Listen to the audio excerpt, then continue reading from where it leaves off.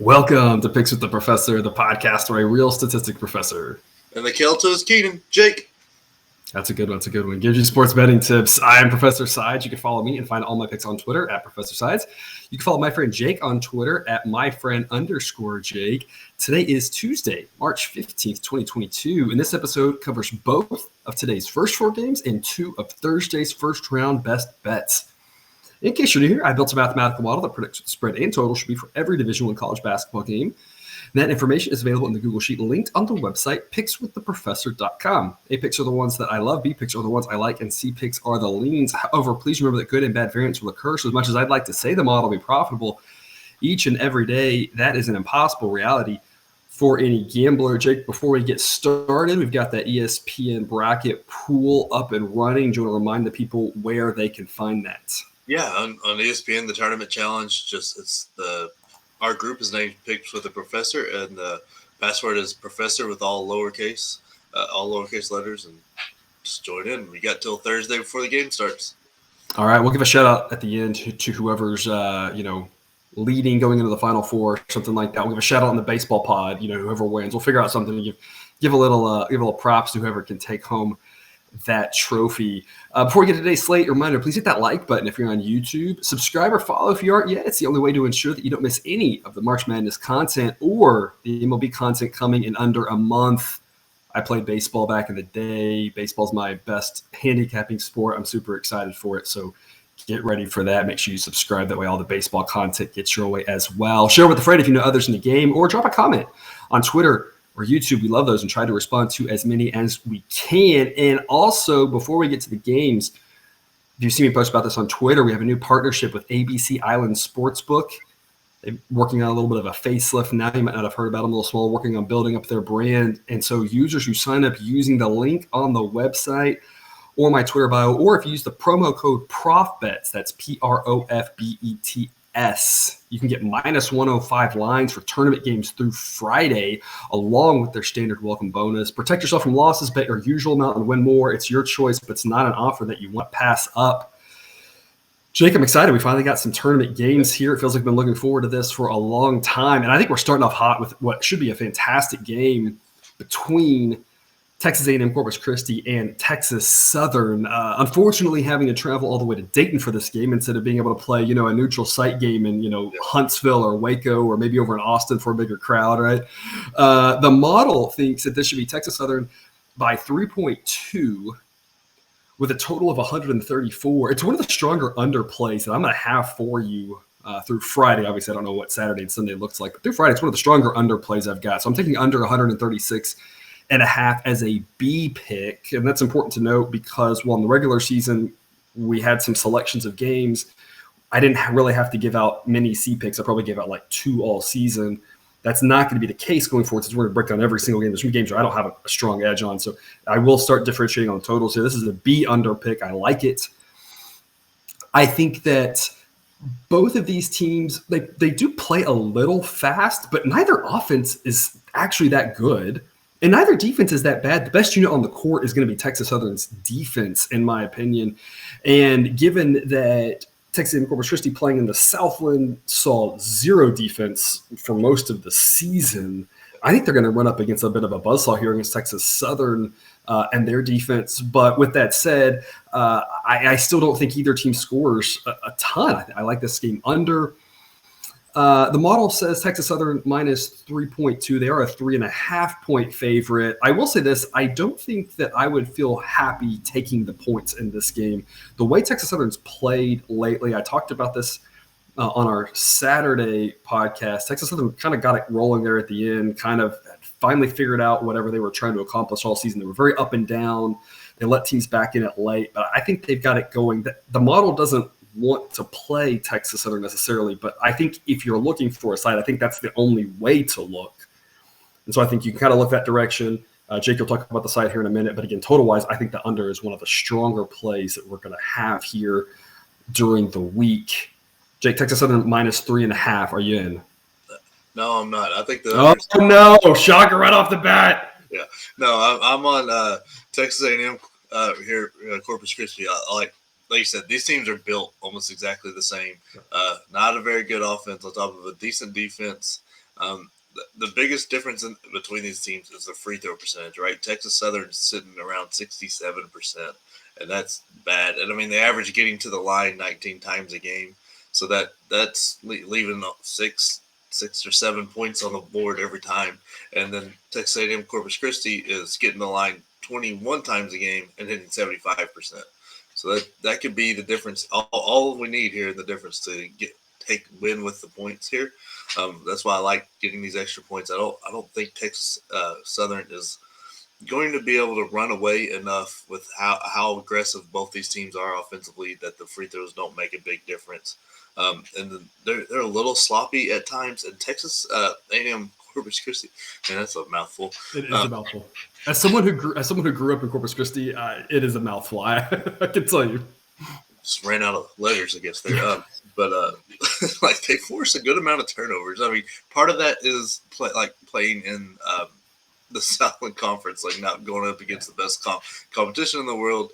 But like they're going against a similar team. Like it's not like they're going up against a team from a power conference or anything. It's not, the talent level is not that desperate or big of gap. So I think you'll see a very good game, a very tight game.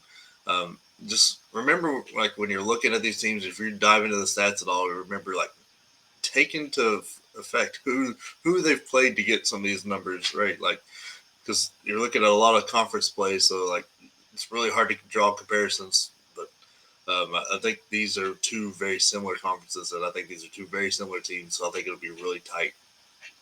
Yep, I agree. I think it should be a tight one, and of course, you know, me on the under and you taking the points. It kind of makes a lot of sense to take some points just because how many points? It's hard to win by a lot of points if there aren't a lot of points, right? And so if we both think it'll be a defensive struggle, I just, like I said, I'm afraid to go against Texas Southern just because in the back of my mind, like I said, if they really have figured something, and that's the question you have to ask yourself, right?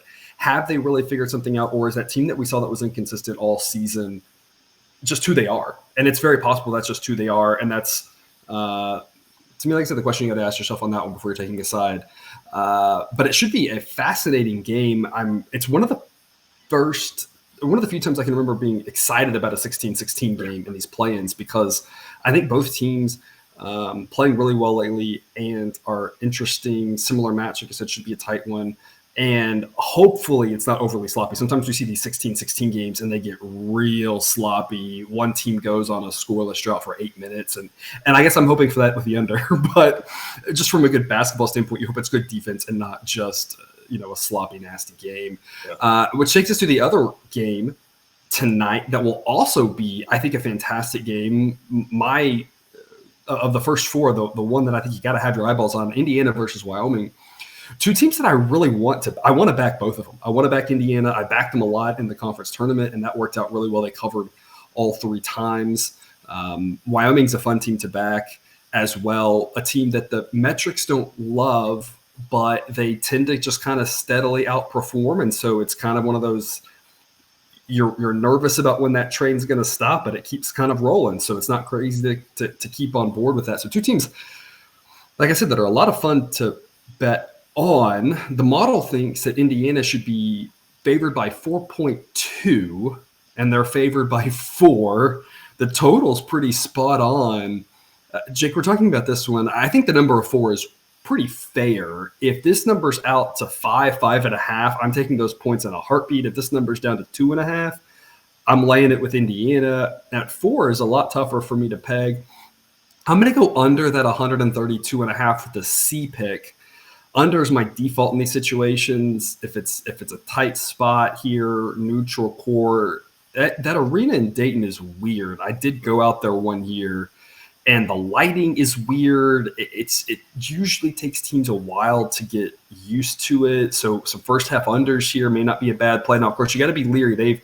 The books continue to shade these first half of tournament unders down lower and lower and lower, making it harder and harder. So, total's 132.5. You're not going to be dividing that by 2 and getting that in the first half. You're probably going to be looking at like 60 in the first half or something, which is a really low number, but it still might be worth a look. Like I said, that gym gets really weird.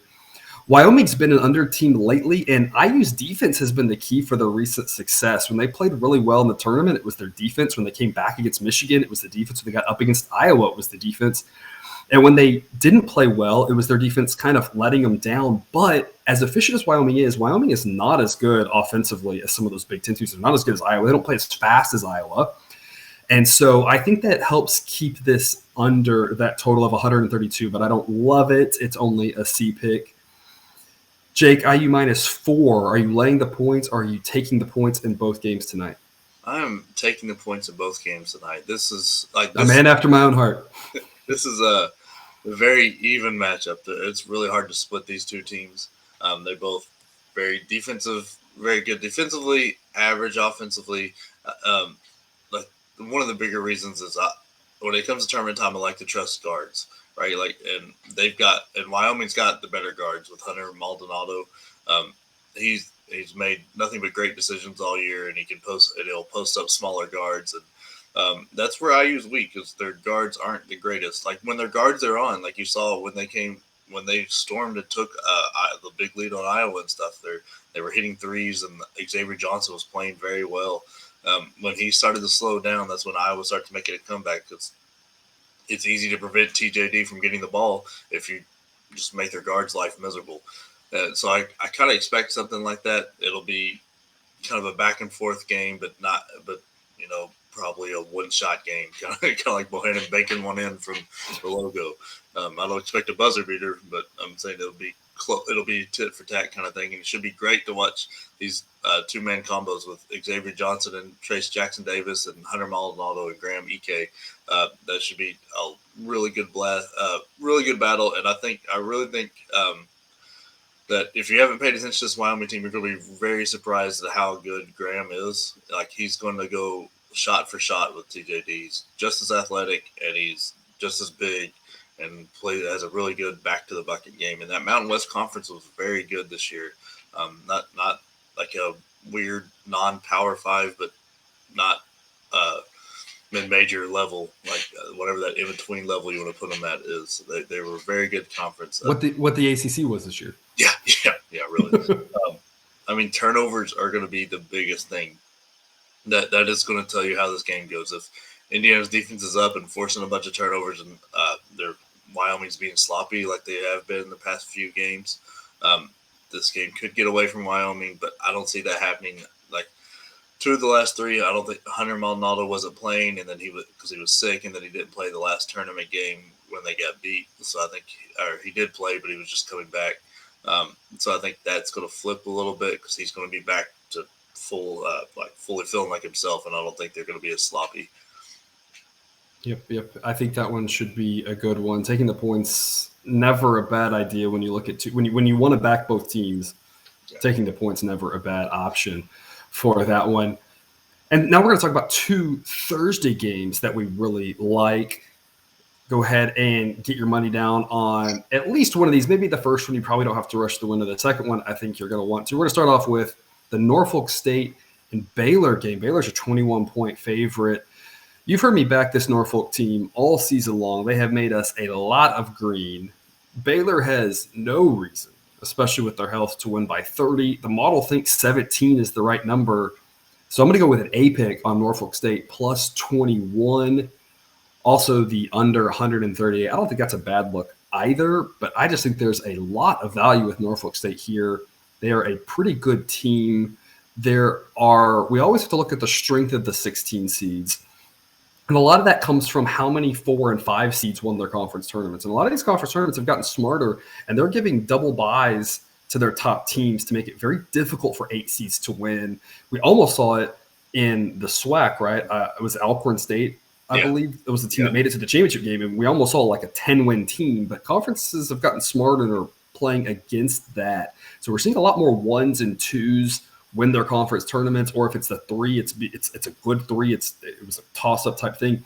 That makes the 16s a little bit stronger. No way that Norfolk State wins this game, but they are a stronger 16. They're not a 16 that's going to get, blown out of the building. In my opinion, I think there's a lot of value here taking those 21 points. Jake, what do you got for us? Yeah, I'm with you again. This is like this Norfolk team has got good enough offense and probably a defense that could keep them in the game for longer than you expect. And their offense is fairly good. They struggle a little bit from the free throw line, but they are. I think they stay in this game longer than you expect. And you're right. You know, hit the nail on the head there. Baylor's going to pull away at some point late first half, early second half, pull away, and this game's going to get ugly for a minute. And then they're going to take their foot off the gas because they need to rest their guys, running, 6, maybe 7 guys. So their seventh guy isn't someone who wants to play a lot of minutes in a tight game. Yeah, so it's one of those he's gonna get a good chunk of time because they're gonna try to rest because you got to play a game in 2 days. And Scott Drew, and they know how to do this. A lot of these guys have been here, done that. Like they understand that you put this team away and then you let off a little bit. So I think that's where we're going to get it under 21. It's going to look and feel like a backdoor cover, but I think Norfolk's going to be in the game longer than you expect. Yeah. Norfolk State's about a league average defense and a slightly above league average offense with regards to the efficiency, which is kind of incredible to think of as a 16. Like I said, the conference tournament's getting smarter and smarter with how they're seeding teams and I think smartly rewarding the better teams because you want the season to mean something. And so I love the idea that every team has a chance, but you didn't play well in the season, it's going to be a little harder for you. And so I think it's smart the way they've done that. And it takes us away from the days of 10 years ago where we would see these 16 seeds. And of course, the play-in thing helps that a little bit too. But we used to see these 16 seeds that were just awful. I mean, atrocious on both sides of the ball. Like I said, Norfolk State's decent on both sides of the ball. They're not going to be a pushover. They don't do one thing super awful that Baylor's just going to be able to dominate them on. Baylor, obviously a much better team, but 21, way too many points. Yeah. And then the other Oh, sorry. I think a lot of teams are going to start adapting the Conference USA model, where they leave the last 4 weeks of the conference schedule blank and say the top 4 teams are going to play each other. That way, they don't take a bad loss, and that improves seeding. That's what it is. Like, you get some good wins, and you prevent a bad loss. Yep. And then the other Thursday game that I think you're going to want to put your money on sooner. I think they're going to be a trendy dog. So go ahead and grab the number now. Is Vermont and Arkansas. Arkansas is a 5-point favorite. That'll be a night game on Thursday. Total of about 140. I'm a little nervous on Vermont. I think they got a bad matchup with Arkansas in that I think any of the other similar seeds they could have played, I think I would have picked Vermont to win outright against any of the other seeds. Arkansas is just a little bit worse of a matchup. The model says Arkansas -3, and that seems about right here, that Vermont not maybe able to pull the upset, but I think they're going to hang in there, and then it's a coin toss type game. Again, I give Arkansas a slight edge, but if you're giving me 5 points, there's a lot of value there, knowing that a lot of these games end 2, 3, 4 points, and again, we've got some push protection on 5. It's an A pick for me on Vermont. +5. The model has hated Vermont. We've long talked about it. So I'm thrilled to be backing them. I did not make a manual adjustment. I just let the computer do its thing. So to be backing Vermont feels great. We've done it a couple times this year, and it's usually worked out well. I've tended to fade Arkansas this year, similar to Vermont. The difference is that when I faded Arkansas, it's been 50-50. And so when you kind of have a team that you're always on or always against, and it works out 50-50, I kind of just shrug and say, I'm kind of seeing something a little bit different, but we're not really losing anything off of it, so it's not that big of a deal. Whereas Vermont, every time we played against them, it was a lot of L's piling up. So we tend to fade Arkansas, but it hasn't really cost us, so that doesn't bother me. I'm not nervous playing against them like I would be against Vermont. I love backing Vermont here. Like I said, I think they're going to be a trendy pick, so I see this number coming down. So I think go ahead and get your money in sooner rather than later. Jake, what do you have for us? Yeah, I'm taking the points with them right now, but it makes me nervous. Like the whole saying, "Public dogs die an ugly death." That kind of. I know there's no real reason behind it, but it just kind of sticks in my head. But I'm still taking the points to Vermont. I think they have a good chance to win this outright. I mean, thinking about last year, Arkansas came out slow in the tournament, then almost dropped one to Colgate, but then Colgate just fell apart at the end. I mean, everything about this team is very, very good. They're one of the best run offenses out there. That's why they stormed through their conference tournament, beating everybody by more than 30. It's just nuts. They shoot the ball from 3 very well, and that's actually improved somehow. Like they've improved on a 38% on the year to like 44 in their last 3. So that's insane. They've got 2 really good players, and Ryan Davis and I'm not Shungu, the guard. They run those 2 guys. They go inside out. They don't depend on the 3. They play really good, like close to the bucket. So they're just a really solid offense. They're not a great defense. They don't, and I think this is more of their ratings are more of a factor of who they've played. So I'm really kind of nervous about them on the defensive end because they're not over like forcing a bunch of turnovers, and they're not like guarding the 3-point arc super well. Like, and so it makes me a little nervous. But this Arkansas team doesn't shoot the 3 very well. They're shooting like 30% on the year, and it's gotten worse here. So they're a very aggressive offense. So I think the disciplined nature of this Vermont team to not foul will be big because Arkansas gets a lot of points for the foul line. They're a very, very good free throw shooting team, and they with Note and Mude and Tony, they drive the ball hard, and they grab a lot of fouls that way and get a lot of and-ones or shooting 2 and put you in a bad place. So I think you have to be very disciplined for them to pull the outright win off, and I think they can do it because right now Arkansas hasn't been so turnover heavy during the year, but in the last few, it's been up around 15 to 16 a game, and that can spell disaster here if that's the same. I know Tony was out a few of those, and it was putting a lot of pressure on Note, but with him coming back, they still had about 15 turnovers in the last game they played. So it's that's something to watch out for. If they're still very sloppy, I think Vermont does this, like pulls it outright. So I really think this will be a very, very close game. Probably one of my favorites I'm going to watch on Thursday. Yeah, this one should also be interesting with regards to the total. I might look over on this total. Right now it's sitting around 140. The model has it at 138, but I'm wondering if the model is picking up on the fact that Vermont doesn't usually have a lot of possessions per game, partially because they often blow teams out of the water, and so they're slowing things down at the end. Arkansas wants to play a lot faster, of course, and I don't really know what Vermont wants to do. We very rarely see them tested, and so are they going? I think the tempo of this game is going to be fascinating. Do they kind of get up in that up and down game and say we can score with anybody, let's do it, or does Vermont kind of slow it down? Like I said, that they are just a tougher team to peg with what they want to do because we haven't seen it often, given how much more dominant they were than everybody else. So if they decide to get in that up tempo game, this total could definitely go over. Like we said, Vermont can score. Arkansas is going to score just because they're going to get a lot of bucket balls at the bucket, right? But yeah, +5 offers a lot of value there. And I do want to comment about, you talk about our perceptions of how the public dogs do. There was one, was it last year or 2 years ago, right? Not 2, I guess 3 now because the 2 year tournament didn't happen. But there was one that I remember everybody was on this dog. And then all of a sudden by the end of the week, the narrative flipped and it was, well, everyone's on them, they're going to lose. And then they won outright by 10 or something. And so you have those situations where it just plays out just like we thought. But then you have the other situations. You're right. There are several situations where everybody gets on a team and they just don't show up. They go cold and they lose by 20.